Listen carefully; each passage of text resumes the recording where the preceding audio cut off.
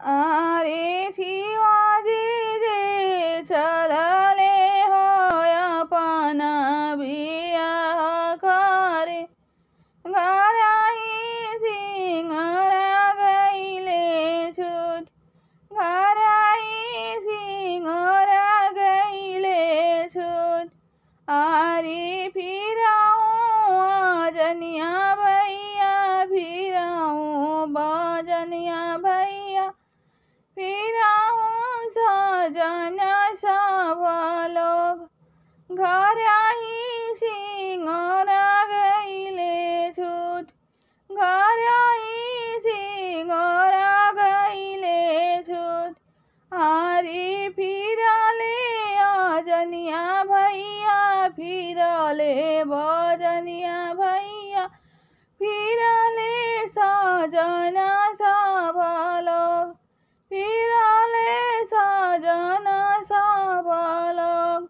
आरे खोला खोला आमा हो बजारी के वरिया, घराही सिंहरा गईले छूट, घराही सिंहरा गईले छूट।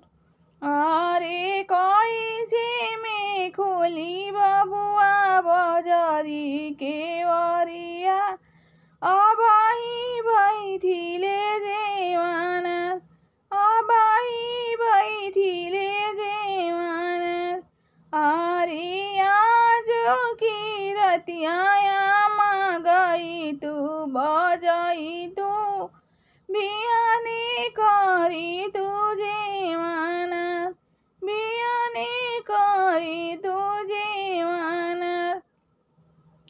आरे कालो तयही बबुआयन कर जमालका, मड़ाओ दुलम होई जस, रोटियो दुलम होई जस।